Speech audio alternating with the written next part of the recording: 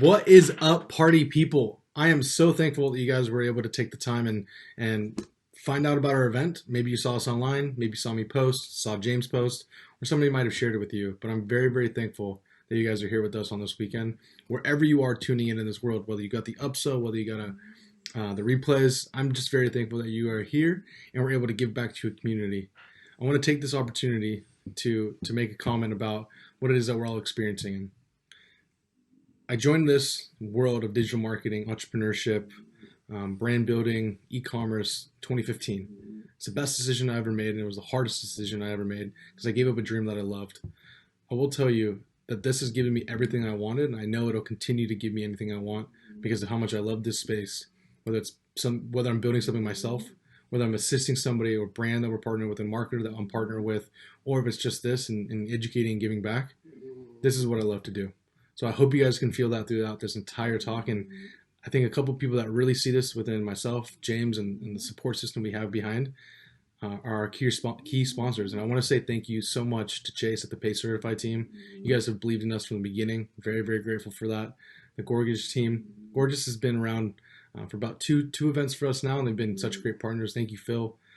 Outbrain. I know you guys have great support with James. James is one of the largest native buyers there are in the world.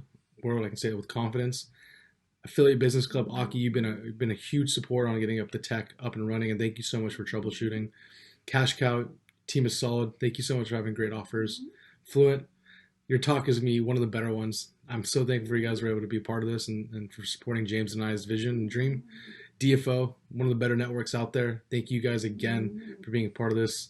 Felix, joining as well. Without further ado, guys, I really want to talk to you about a talk that I tried to do live, but I wasn't able to go in as depth. So if you guys are familiar with what happened at AWA in Bangkok, I did something very similar. What I wasn't able to do was show you some of the metrics of how I measure, how I make decisions, and how I limit ad spend. It wasn't enough time here, but I get to take my time, I get to go into it, and I really do hope you enjoy it. Some of you may not know me. My name is Nick Shackelford. Some more cartoons than there are actual human elements of myself floating around the internet, and I do it for a specific reason: is branding, right? What do we all want to do? We want to be known for something. We want to build a brand. We want to have a reputation that precedes us, and I've worked very hard to keep the reputation. I think I was able to treat everybody with respect, and I believe the hard work that myself and my team puts in and the events that we put on should speak for themselves. 2015 is when my life changed, kind of what I spoke about before. I left a job, left something that I really, really loved behind, and my life changed. I joined PepsiCo and learned all I could about marketing. Just sat in meetings that I was not qualified to do, but you have to buy your time. You have to put in your dues, and things went up from there. Right after I left PepsiCo, I joined a team at Apple. That's where I learned media buying. That's where I learned how to buy Facebook ads. If you guys remember the iPad Pro, the iPhone 7, I was part of the team that launched that worldwide. And that was really what got me started in digital marketing, to say the least. Shout out to Alazon. Thank you so much. Then it got interesting, right? Then I found out what direct response marketing is. And if anybody remembers these things, that is when I fell in love with putting $1 in and making a couple bucks back. Fidgetly was what we launched with my partner, Jake. That was my first taste at what income could have been. I'm born and raised in Orange County, California. I was a part of a smaller family, divorced, small, and I realized that I could be anything I wanted. This is what digital marketing has done for me, provided me an opportunity to produce for myself, for my family, and my two pups. So I'm glad you're here. I know you're going to learn something today, and I'm thankful that you're be a part of this. After I launched Visually, I needed more opportunity. I needed to try myself and try my luck again. It was a great success, but I thought it might have been a joke. Led me to Tim Bird at Agency Y. Tim gave me the first opportunity to test my skills on multiple brands, and that's when all things started to make sense. Everybody knows about the bully method and about stop loss and all these rules. Tim was the first one back in the day really talking about this publicly, and anybody can have opinions about this, but he was probably the earliest in the game of teaching, educating, and mastermind. So thank you so much, Tim, for taking me under your wing and giving me a platform to really speak in the Facebook ad buyers and ad leaks. It's a great community if you're not in it already. Then I got very fortunate in joining a nice direct e-commerce, more on the brand side of Common Thread Collective in 2018. Very good show. Great experience building the team out there on media buying over here in Santa Ana, California. And that's what allowed me to touch a lot of the bigger brands, the case studies, good spend, big moments, planning. That's what it's all about. And which leads me to today. Well, we've been able to build for the past 3 years specifically, maybe like the last two, it really started taking off. We have Structured, which is a team that we've put together, of a great email marketing team and a great paid media team, Constant Creative, and then Geek Out. Constant Creative is a content team that just makes ads consistently, one of the better ones on the internet, and we're focused on specifically making ads that convert, not just images or graphics. Like, this is money that you're investing and money that you're hoping to get back. That's what we're here to build, but we're not here to talk about that other than creating content. So the one big question I want people to understand, really, really take to heart is, when you ask anybody this, when you ask me this, you're going to get a different response. So they usually go, how do I create scale on my Facebook ads? How do I keep it consistently on Facebook and Instagram? Well, it actually should come out like this. How do I create consistent content that creates consistent scale on Facebook? That's the real question that we're not asking, but we need to be. So today, I'm going to be talking specifically about content that converts and how you can create and analyze it so you can do more of it. These are the three main things. If you haven't bought the replays, but if you are interested in like how to take notes along, because it will disappear, here's what we're going to be planning across. What content is needed and where. How to limit the ad spend overall, a little bit of decision making that we'll be able to go into. And how do we build some structure for some content testing? I won't go too deep into this. There's a couple of the videos I have out there on the internet, but the main one is I'll give you a little bit of a framework and talk through it, and I'll even open up an account for you. Every ad has to do its job, right? I'm not going to talk about stuff specifically until we get down towards the bottom, but every ad at every level has a job to do. Let's think about top of the funnel, right? Are they going to see you? Are they going to click? Are they going to stop? Are they going to shop from you? Talking on the left, is it asking a question? Is it visual enough for them to stop and see it? Asking these questions, talking about what it's going to do for you. What about color contrast? Does it have enough color? Is it standing off the page, standing off the feed enough? We've noticed this, especially when brands are being made, especially when feeds are being filled with more like the dark theme that happens when it gets darker on Facebook. Is it popping out? What's it asking? Is it rating?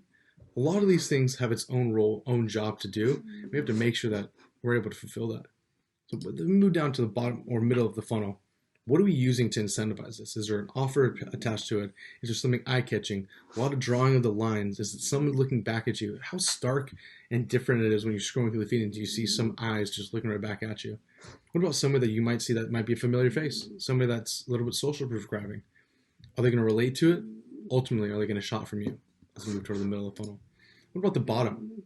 At this point, are they over you? Are they going to ignore you? Are they going to hide it? You got to keep that paid score up. A lot of people are getting a lower paid score that's going to really affect them as they're getting higher CPMs, or even worse, not able to advertise at all if it drops below a 2. How are you calling people out? How are you introducing a new way, a new angle for them to kind of buy into it? See, from Foster Grant, one of the glasses companies that we're able to work with, nice little call outs. You can see the consistency at the bottom. What's going to grab their eyes? Even at the middle of the frame of what is this product going to do? Is it going to prevent the wrinkles here? What about shrink your pores? The drawn and catches that eye. It's such a different contrast that people are not paying attention to. And these are some of our better performing ads at each stage of the funnel. Let's talk about something real quick. Now, this is a bigger conversation that I hope you guys can do a little research your own. But this is a timeless marketing talk. Do you guys know who this is? Elias St. Elmo Lewis, in 1948, introduced the AIDA model. The AIDA model, attention, interest, desire, action, are the 4 fundamental stages of a consumer going from not interested, interested, and making a purchase. What about the second guy? These are one of the books that I recommend from Ronald Joseph Kuhl in 2013. Came out with one of an impressive book called Listen More, Sell More. Effectively, what this means is if you aren't listening to your consumer, you don't know how to speak to your consumer, which means they don't know how to buy from you because you can't communicate the solve. Okay, think of it like this. You have AIDA, attention, interest, desire, action. It's just the funnel. It's just plain and simple the funnel. How about that? Unaware, slightly becoming aware. I'm aware. I want this. That's the same exact structure. It's the same exact model. But how do we apply it for our ads? And I'm talking about Facebook specifically. Now, this still applies to Snap. This still applies to TikTok. But the biggest platform that the majority of the money is being spent is happening on Facebook. Let's think about this. When you're building out your dashboard, these are the things to to watch yourself. So on the left side, you can see you have your 3-second video views and impressions. That is going to be important as we're talking about our attention metric. After you get below that, your average video watch time. How long are they staying on that? How long are they watching? Now, you could have an argument if you're talking about images. Images, for us, although they are important, 9 times out of 10, I'm going to opt for a video because I'm able to build a secondary audience of those that have watched it. What about my unique click-through? We all found a very important lesson. Facebook had a big glitch a couple of days ago, and we're going through just like purchases rather than unique purchases.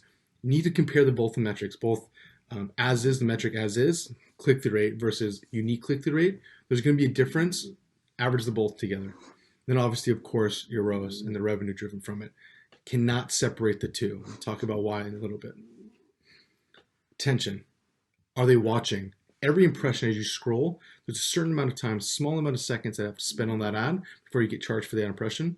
How does each platform work? CPM. I'm going to charge you on CPM. I'm going to charge you on each impression. So we want to make sure that the ad itself is driving enough attention. Then what about the interest? How are they staying on it long enough? Are they watching it? Of course, desire. Are they clicking? Are they taking more through? Ad earns the click. The page converts the click. The only inverse is if the page is more informative or if the ad is more informative, and then you have the page earning, the ad earning the click and the page earning the purchase.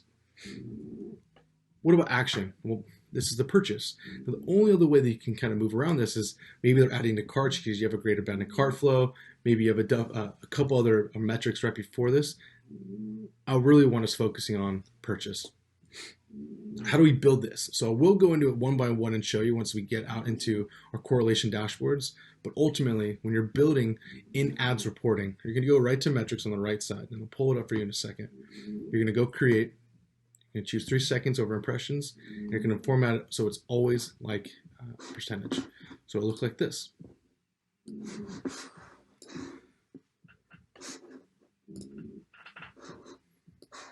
So I've already made one, thankfully.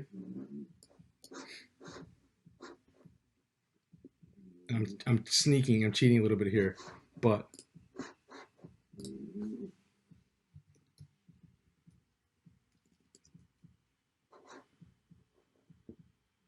I already got it made.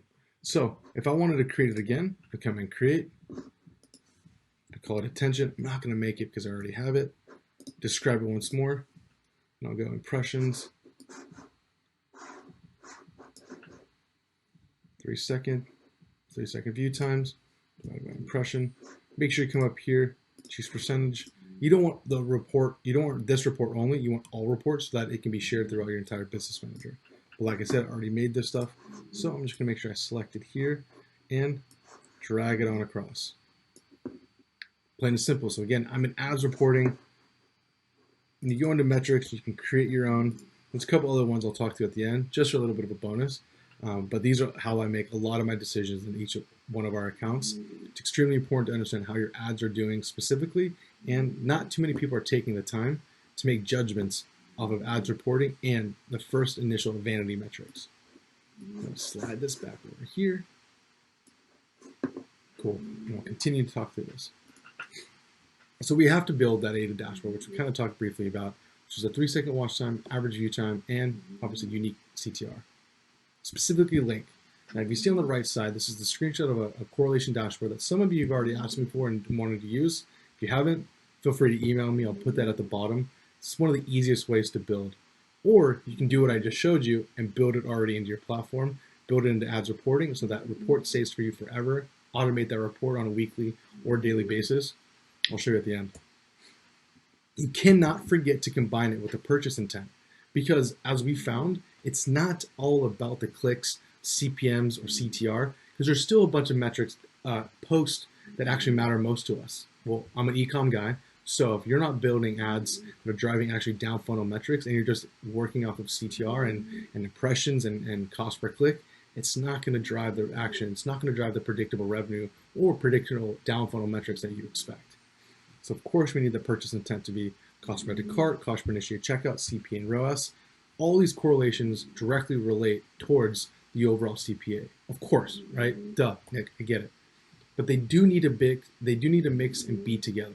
So you have your aided dashboards, your vanity metrics, top of funnel, directional information. Then you have also the bottom of funnel where it's going to talk about your purchase intent.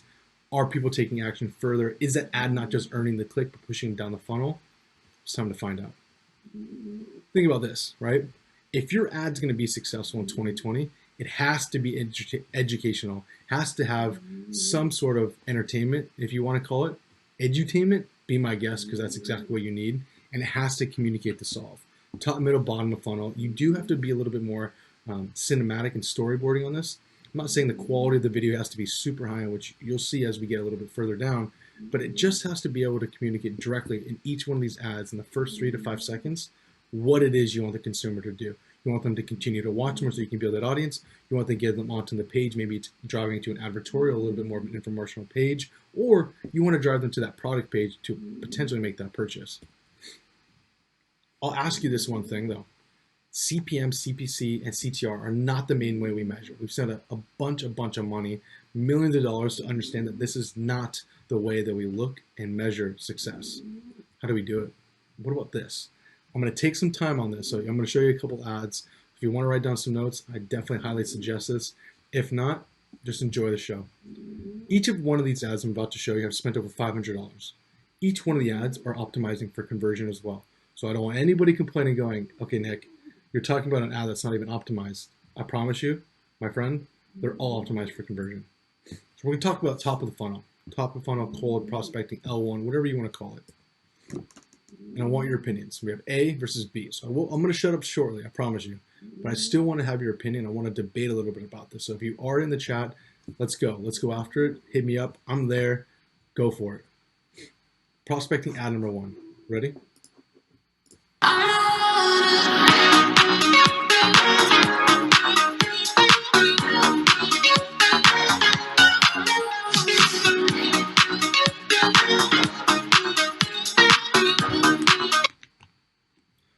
Okay. 1. There's 1. Why? So ask these questions. Why? Why are people clicking? Why would they care? Maybe you're a fashionista. I don't really like that word, but maybe you're into fashion, right? Maybe you are a female and you're interested in what has just been seen. To watch it one more time.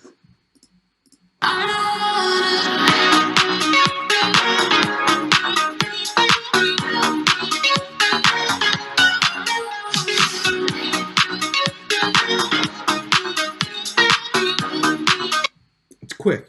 It's very, very quick, but there's a handful of frames that you could potentially watch. So maybe you're interested in a new style. Maybe you saw an attractive individual that you're like, hey, I want to see what frame was that one, okay? Maybe you like aviators. Maybe you want the BOGO deal. There's a couple of these that might be there. But these are the 3 main questions we're going to ask is, who's this for?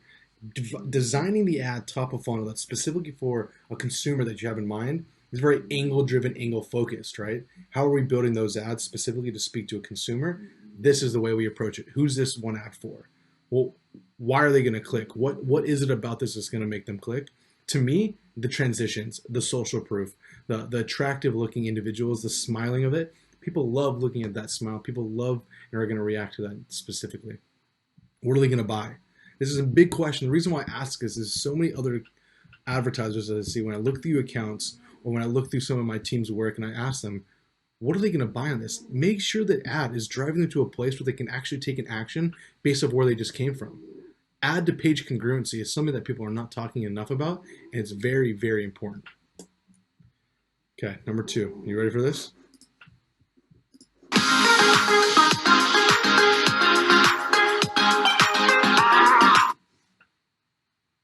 Good? Did you get that?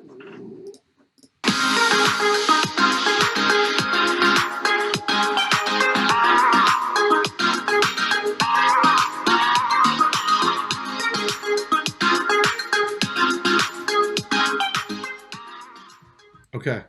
Similar elements, but different. Same, but different. How do you think it works? Why would someone want to stop on this? Very similar to the first one, right? It's fashionista. There's some social proof. You can see the great offer. There's multiple frames in this. So, which one is it? A or B?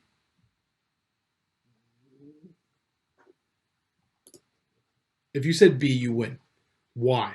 What is it about B that made individuals really want to make this purchase? If we make this conclusion, part of this is a little bit of subjectivity. Of course, I'm always up for debate. Maybe he hit a great audience. Maybe he hit a great pocket. These could have ran broad for all I know on this.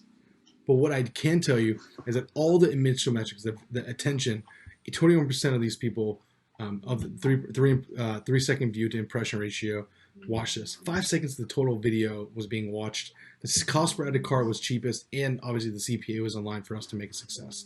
Let's go back and watch one more time. Let's talk about the elements of why it worked. First call, the aviators you love. Which aviators is that I love? Instantly hitting you with social proof. I'm already 2 seconds in, and you're seeing multiple styles, multiple girls using this. I love it. They obviously love it.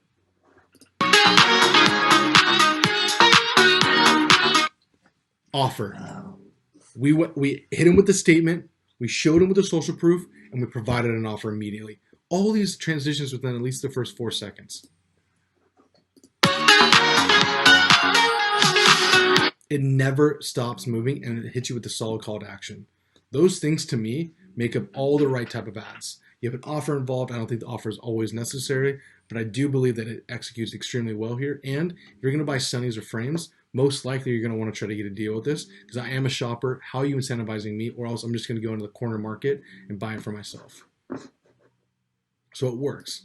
Okay, let's move a little bit further down the funnel. This is probably the hardest one, I will tell you, and I'm going to shut myself up. I promise you I'll shut up, but I want you guys to really think through this before you see it. We're selling jewelry here, high-end jewelry at that. A versus B. Ready?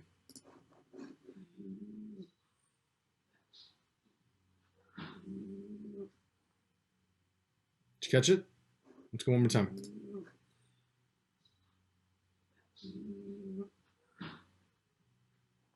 Okay.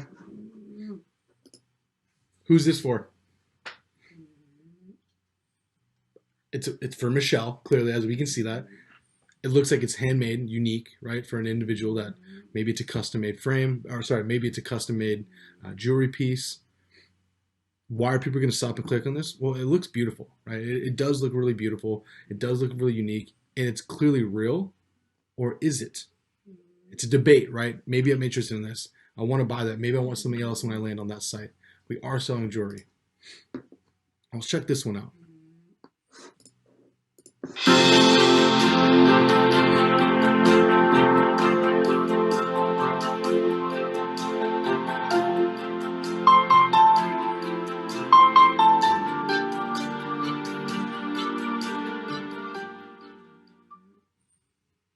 Not bad, right?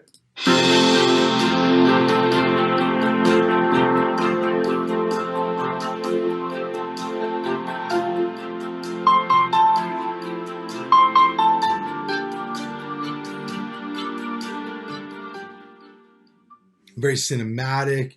Transitions were smooth. Showed the beginning process. It looks like it's being handmade as he's polishing it. All the things. All the things. Jewelry lovers, maybe you love it. Maybe it's Kimby. So clearly it's a customizable piece. Why are they going to click on this? Maybe why are they going to be interested? Well, it's pretty close up.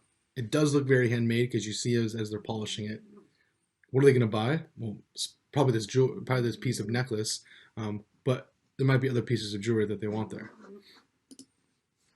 Which one are you going to go with? You did not guess this. I guarantee you did not guess that the iPhone shot video was the one that did much better. Let's debate. Why do you think that is? I would love to talk about that in the chat. I'll tell you why I think it is. People want to understand that this is so real. And so the iPhone angle, the fact that it's shot with the phone, and it's selling such an expensive piece. The average cost per purchase is between $300 and $500, which is a $2,000, a $1,000 to $2,000 piece for it to be profitable. This is something that blows me away every single time I see it. And I'm not a huge fan about selling jewelry, especially high-end jewelry, because of how much money you have to spend to acquire that purchase. But this changed the game for this brand specifically. We thought we had to invest. We thought we had to have high-end shots. We thought we had to bring in nice cameras. As soon as we started pumping out as much creative as possible, and we're able to see that iPhone shot for a jewelry piece that was almost more than the iPhone that we shot it with was something that changed and blew our mind. Absolutely. You cannot be afraid of this. Tell from the attention level, almost triple the watch time, 3 seconds long. This is debatable because the video length of this one is much shorter than the other. I will recognize that. So the looping element of this might make it watched a little bit more than the normal one, but it's still undeniable with how much cheaper the CPA is. All the other metrics fall in line. Okay, let's go one more. Let's go even deeper down the funnel. It's gonna be a good one too. So if you mess up on the last two, try to redeem yourself. We're all the way at the bottom of the funnel. Let's see what you got. First one.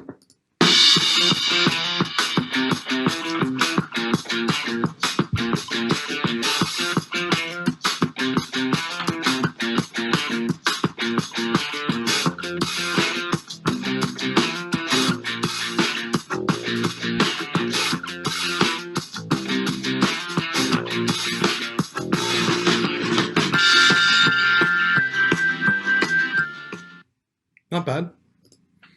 What are people going to buy? Probably because you hit a PDP, right? We showed you all the jeans we showed you all the jeans that we have in the collection. Even maybe you went to collection page and you're just shopping from that with the add to cart buttons for quick shop. Why I think people are going to be clicking on this, and we'll watch it one more time just so you guys can get this through. You see the next one, pretty similar but a little bit different.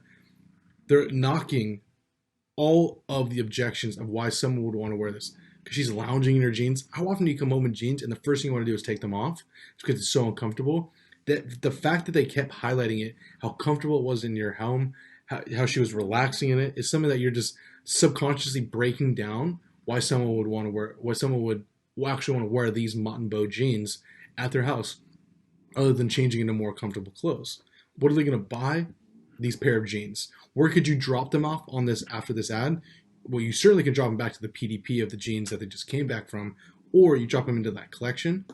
It's pretty straightforward. I think it's going to do its job. Okay, let's hit them with this one.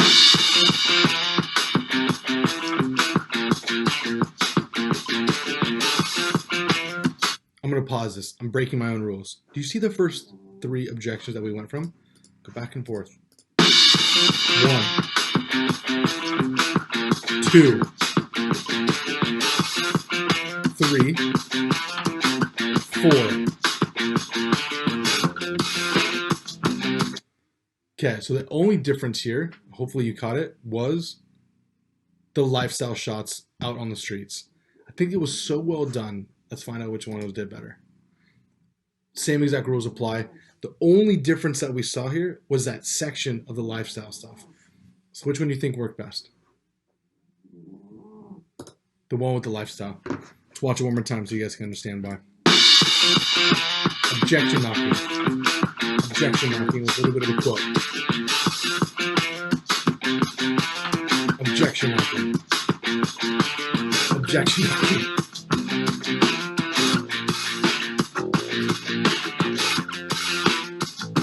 And then here we go.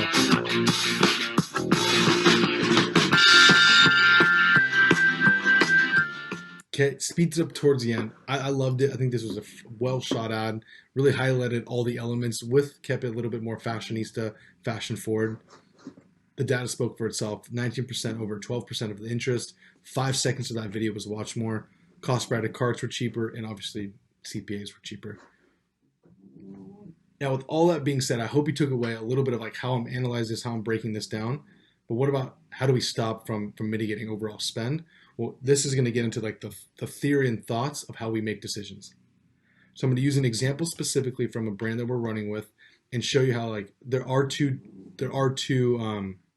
specific documents that we use, but you can still build this out inside of ads reporting, or you can just email me and ask me for the templates. I'm more than happy to share with you, as well as some videos of how to do it yourself. So there's 2 things that we take into consideration, and a lot of people teach and preach 2 different styles. Ultimately, it's coming down to your gated decision making. Gated decision making is a theory based around the likelihood of your clicks turning into carts turning into purchases, and purchases being underneath the CPA that you want it to be. So all I'm trying to say is, if you allow each ad that you run to spend at least one AOV. Now, some of you are saying, well Nick, my AOV might be $2,000, $3,000. Guess what? You're gonna have to move closer down, or you're gonna have to move a little bit further down the funnel. What is your average cost per cart that more likely equals a purchase? You're gonna have to start building correlations or decision making off of that, which I'll share with you in a second. Did it spend 1x AOV? No? Okay, we're probably gonna let that continue to run. Did it? Yes. Did it get a purchase? No, it didn't. Well, we need to kill it. Unless your cost per added carts and your initiate checkouts allow for me to justify this is continuing to run. A question I'll ask my media buyers, a question I'll ask the brand, why did you turn this off? Your cost per added carts showed that there might be another purchase coming in the next $2, $3, $12 being spent. Did you know what was going to happen next? Most of the time the answer is like, no, we couldn't afford to spend this much money, or yes, we felt like there was the cost per added cart, cost per initiate checkout was too high based on our previous data. Well, what if it did? How far under target are you going to go? Are you going to let that continue to run? Maybe you got lucky and the purchase came in because you only had one added cart and you had one purchase. There's a couple of questions you would ask there. So that duration of time is, if it spent 1x AOV, most likely that's within the first day. If not, continue to let it run. If you are going to let it run because of the duration, was it under your leading indicating metrics, or was it below, or was it above your leading indicator metrics? Lastly, is if it did, let that bad boy continue to spend. And if it's not, kill it. How do we make that decision though? This is the one thing that I know you guys are going to want to take home, is our delayed attribution document and our correlation dashboard. So on the right side, you can see we pull a nice little automated dashboard that allows us to understand where our dollars are being spent across the funnel, top, bottom, DPA. Most likely on the bottom, we're not talking about DABA, broad audiences. For prospecting, we're only talking about below. I need to understand what happens on 1 day view, 1 day click, 28 day attribution. That's how Facebook is wanting us to optimize. There are some brands out there that go like, hey Nick, we make our decisions off of a 7-day click. Hey Nick, we make our decisions off of a 1 day click. Sure, that's fine. But there is still going to be a lift. And if you're spending primarily on Facebook, or majority of your dollars on Facebook, this is the proper way in which you need to make a decision, at least on a daily account structure. Now, you might have a more advanced decision-making play, or you might have more elements that come into this. For right now, each product or each part of the funnel should have a reason why you're turning it off, or turning it on, or turning spend down, or turning spend up. So on prospecting, cold, or remarketing, or even DPA, you will get some success metrics. So I'm going to show you where I pulled this from specifically as I go deeper into it. This automated pull comes from our 1 day view, 1 day click, and what would happen on that 1 day versus what would happen on that 28 day. And then it's going to give me an idea of like what I can afford to have based upon me hitting my success metric of 1.1. So let me show you a little bit more on that correlation, or that delayed attribution document. Okay, so let's plug in real quick. I'm going to zoom in for everybody here. So this is data relatively fresh. And what happens is this will all automate it and update itself based on the metrics being pulled here. This is obviously pulling off of my cold ROAS. And what we did was we simply exported all campaigns and separated it within to our 1 day view, our 1 day click, and our 28 day click. By exporting our spend as well as the revenue at each step, we're able to build the predictability of where that growth or where that lift is going to be. What else could you add in this? You can add a 7-day click, you can have a 7-day view, but I want to know like what that full day of attribute, or what that full lift of attribution is. So that's my 1 day to my 28 day.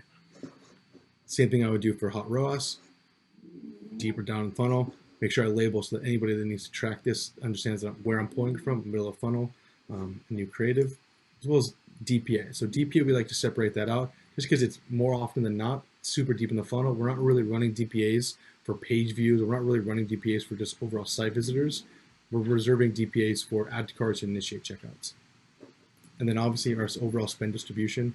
So in the last 30 days for that spend, about $500,000, I want to see, am I over leveraged? I'm spending majority of my dollars on new acquisition, which I believe is how it should be done, because our job is to acquire new customers.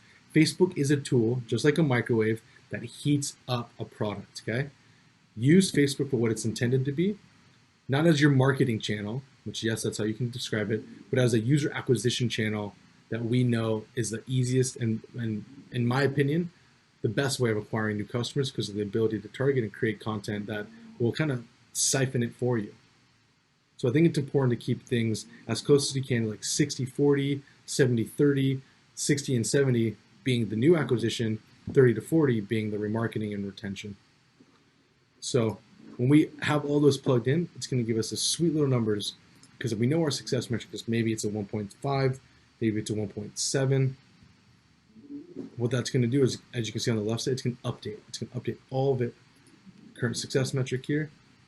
This is pulled off of my numbers across the board. So this is the breakdown of where my spend and my dollars are going to be. See, this spend breakdown is on our spend distribution. CPA, remarketing. What is my success metric? Well, this is being pulled in from, this is what we need to input. This is what we are getting created. And so we know that for us to hit this 1.10 metric, yesterday needs to be at least at a 0.92. For me to hit my 3.11 metric, yesterday needs to be at least at a 2.42. So now we're giving ourselves the decision making, we're giving ourselves the gates in which we need to make our calls to make sure we hit our success metric of a 1.7 based on us being currently at a 1.6. So this little tool is giving me what I need to base all my decision making off of. Now, take what you know here, love to share the doc with you, hit me up if you need it, and apply it towards what I've loved to talk about, so correlation dashboards. Something very, very simply made, something that you can make in your ads reporting tool, but all it's going to tell us is where we can afford to make a cut, where we can afford to turn things up and down. So if you have your correlations, where's CTR, CPC, cost per card, initiate checkout, CPA, and obviously ROAS. You can clearly see that there's no direct correlation to CPA on the CTR or CPC, which I've already told you about, which I hope you understand and take my word serious. But as we get closer to the initiate checkout, as we get closer to the CPA and ROAS, you can see that these leading indicators are actually a good indication of whether the purchase is going to happen or not. Then you come down into our conversion rates. Conversion rates going to let us understand what's the likelihood of that cart turning into purchase, that click turning into a cart, that click turning into a purchase, that added cart turning into an initiate checkout, and initiate checkout turning into purchase. That's when we start getting really interested in knowing, okay, what's wrong with our funnel? Are we having issues here? Is the cart functioning properly? And the basis of what we pull this on is something that we're learning that we need to be looking at on a bi-weekly basis, or even if we're spending a significant amount of money, on a weekly basis. We would like this to be automated. How do we make this easier to operate within? We have our success metric, right? What's different here? We can't necessarily have just a blanketed success metric. If you run a multi-SKU store, each one of your products potentially might have a different margin. If you're running a bundle, each one of your stores is potentially going to have a different structure within the account. So if we're able to export this and make some cool decisions, at least some plans of attack, so that your media buyer, your junior buyer, your senior buyer, your team can have justification as to what decisions they're making on a daily basis, a weekly basis, you're gonna have a lot more confidence in them. They're gonna have a lot more confidence in themselves of how much money that they can actually spend. Just that simple. A good media buyer, when I get this question, is like, Shaq, what makes a good media buyer a good media buyer? A good media buyer knows how to spend money. It's a very loaded question and even more of a loaded answer. A good media buyer is confident enough to put dollars in, knowing what is going to happen next based off of their best judgment, right? It's a little bit in the gambling sense of the odds of that going to be red 7 when we're doing a little bit of the roulette, or the odds of that being a 00 on green, okay? We know that based off our funnel metrics, based off the conversion rates, and some of the correlations that we have based on my store, based on the product, based on the offer, we're going to be able to make some very educated decisions. And some of the simplest tools here you can build yourself. So if I were to come back into our correlations, how we like to set this up is we're going to get different gates, and this is going to be automated. So this is overall the total, but what if I wanted just prospecting? Well, now we found out that our one day, we need to have a 1.10, right? So what does that actually look like on my 1 day decision making to hit that? You have a couple ways of looking at this. So my 1 day, now I'm not going to just go and just give myself a little bit of buffer. I'm not going to just go 1.1 these metrics are going to change. Now, what if it's a rough day? Well, maybe I need to make my decision off of 1.3 to give myself a little bit of a cushion. All my gates potentially change. Now, you ask, what is this moving off of? Well, it's off of our AOV, so obviously purchases versus conversion. And that AOV is important for us to know because this is just what's happening on Facebook. What revenue, what AOV is coming from on Facebook? These AOV numbers are important. You can get this in Facebook. A lot of people don't know you can do this. You come into reporting, you can actually add in that column. So AOV is something that we can add in there. So let's say we're looking at this account now. Look, you can see that these are all of my correlation dashboards right here built in. So I can start seeing on a campaign level, I can start seeing on a ad level of which one is more likely. I'm going to get rid of this campaign. Which one is more likely to drive the highest AOV? Where's my AOV? All over here. Let me move this bad boy over here.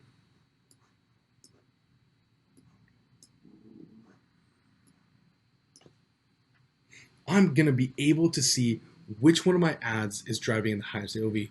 What about this? If I were to search for link, where is it at?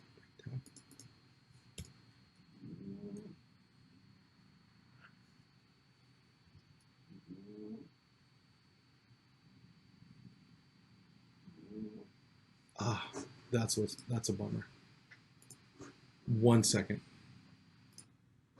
Okay, so we're back. So we had a couple of technical difficulties that I had to work through, but it's okay because everything loaded up. What if I told you you're able to find your AOV, amount spent, and see what landing page led to a purchase more frequently? Well, what I found out is that you cannot search and get link ad settings or the page or URL that you're able to drive to inside ads reporting. Why is that not allowed? Facebook, please tell me. Very confusing. But what you could do is you'll be able to have this page. If this was loading for me, you can see exactly how much revenue is driving, what landing pages you were going to, which one was driving the most revenue, and how many dollars you've spent, simply by adding an AOV and other one of these correlation metrics earlier on. Kind of cool stuff that people are not talking about as much as they should be. So how would I do this any different? Well, if you want to get a little bit more advanced, a little bit more specific, pull per funnel position and separate it out so you can understand what do we need at prospecting, what do I need at remarketing. Even if you had per product at top, prospecting and remarketing, or prospecting, re-engagement, and remarketing, you'll have a better understanding of what does my decision making need to be, not just what does my account look like. Your margins might be different and it might be varying. How do you do this? How do you figure this out? Where do I get some of this ad inspiration? Well, you could go to a professional, could ask them for some help, copywriter, give you a little bit new angles. But if you follow this simple structure, you'll be able to get your own little ideas. Maybe you're stuck right now. Maybe that's why you're here, because you want some creative inspiration. I know there's going to be a couple of great talks. Brandon Monaghan has a great discussion. Jordan Menard is going to crush it with some of his content talk. Some really, really good copywriters, Stefan, and you have Taylor, like some good dudes talking about some angles that might encourage you to make a purchase, might encourage you to create a little bit more ideation. Well, here's where I would like to go. Go to your Amazon reviews. Run some post-purchase surveys, and even just look at your ad engagement. This is going to give you enough ideas and a little bit of inspo where you can run from. So look at this. On Amazon, you can see some of the main talking points that are being commented down below.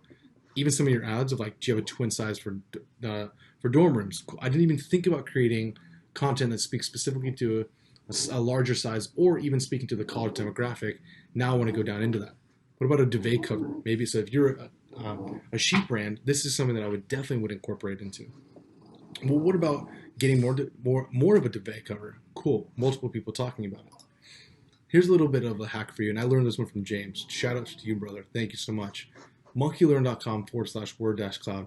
No affiliation. What you do, if you have a demographic and say you're selling weighted blankets, and you want to understand what are the reasons why people are using weighted blankets, open up a Monkey Learn word cloud, go back to Amazon, start exporting your 5-star reviews and 1-star reviews, and just plugging them in to the open space on here at Monkey Learn. You're going to start seeing different things pop up. The word cloud means this is the most consistent things that are talked about most frequently. Start pulling them out, putting it down, give it to your copywriter, give it to your creative director, give it to your team, maybe yourself, maybe having to sit there and rewrite. That is a hack, my friend. Overall, there's multiple types of content, and we like to talk about it in a little bit of like your toolkit. What kind of things do we need for us to be successful? Well, you have to kind of hit all these buckets. And if you're an Amazon individual and you've never had to create content, or if you are a drop shipper and you've never had to create content, there's a lot of different types that you can bucket it into. It falls within lifestyle, it falls within studio, storyboard, maybe even some scripted, and obviously some animations, which I know Jordan and Brandon are going to talk a lot more about. What about a little bit of a structure? This is something I really, really love. I always leverage dynamic creative tests, especially when I have new things coming out. But you don't always have to use that dynamic creative test. You can still include multiple forms of creative and multiple forms of copy, just in the normal prospecting, optimizing for conversion campaigns. But generally speaking, if you have a new idea, if you have a different concept, a SKU, a product, or an offer, let that be at the campaign level. It doesn't always have to be in a DCT, but let that live in itself together so that when you're navigating through, it's easier for you to identify what it is that's going on, what it is you're going to expect inside of that campaign.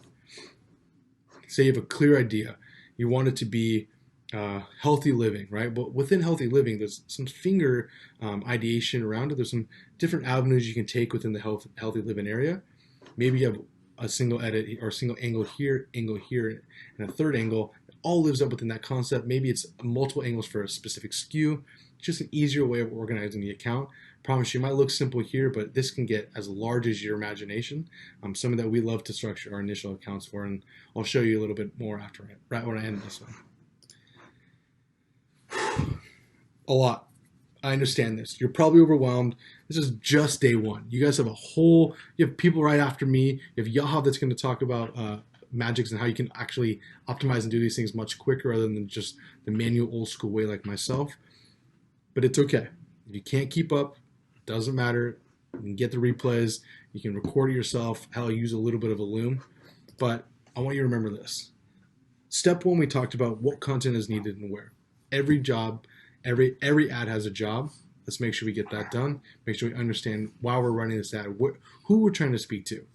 Second is, how are we going to limit that ad spend loss? Well, let's start by optimizing for letting it run for one AOV, and let's choose a 3-day, 7-day, and 14-day window. That's how we like to do it. I call it the accordion look. As I launch it, I do my best not to make any initial daily decisions. Unless you're spending hundreds of thousands of dollars a day, you're not going to buy enough data to turn it off. A lot of people, especially as they're getting into this practice, are turning it off too prematurely. You have to let it spend. If you don't buy the data, you aren't going to make the decision that's going to be sound and consistent. Don't be trigger happy. Let it run. And lastly, what is the testing structure that we can implement? Well, if you understand our correlations, and if you understand what your delayed attribution is, you know where your cut should be, or you understand I am so far underneath my metrics, or my decision-making metrics, it's all in line. Continue to add more budget. You'll be able to continue to scale. I promise you, just understanding what delayed attribution is and what your initial correlations are will be more than enough for you to take a step and to execute. I am so thankful. Honestly, I know that I went into some new stuff, and I am going to show you one of my accounts briefly, so let me pull that up for you. But before, I just want to say thank you, and I'll give you a little bit more of juice after this.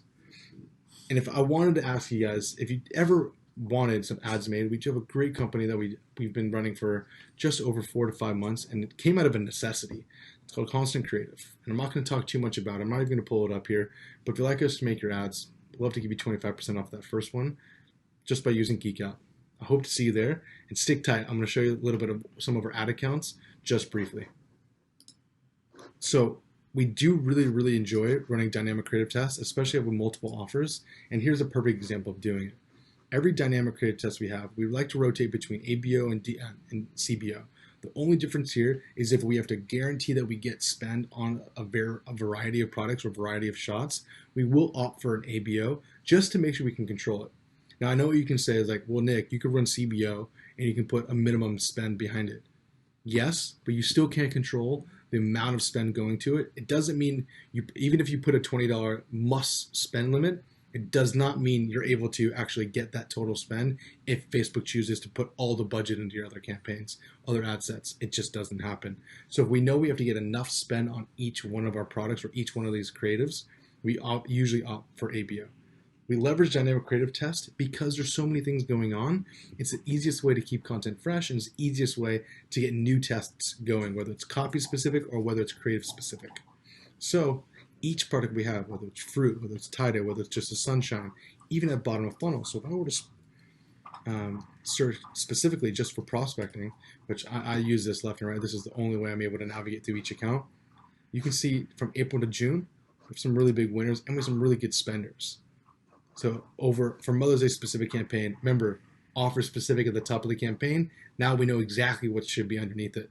We're breast cancer awareness running right now. Great offer, great product, great new things. This should be running consistently under dynamic creative test. We're prepped for it, right? Mother's Day, great opportunity. Even graduation in America, it's a big angle for us. If you have one offer that's running, but you have multiple creatives a part of it, it should live in that same structure. CBO, dynamic creative test, you can see how many times we went for it. 3 great rounds. That's a W for us here. Heck, we even have one brand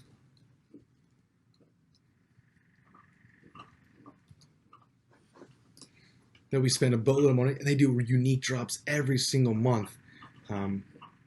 This was a great opportunity. We ran a 5X, about just under $1 million spend, about 2.8 million overall return. The majority of this is for prospecting. So for me, I'm pretty pumped up about it. So we have all new things dropping, and for this specific account, it's very product and offer heavy.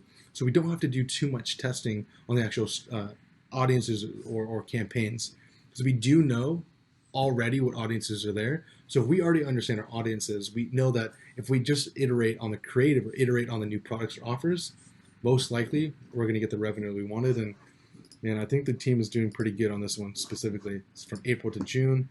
And let's just find out just prospecting. Very happy. So majority of the spend that we're putting into it, it's definitely on prospecting. So again, I hope you guys enjoyed it. I would love for you guys to reach out. Just ping me up in the Telegram group. I'm so thankful for you guys to be here to spend your time with us. Thank you for joining Geek Out, and I'll see you guys soon in person, hopefully.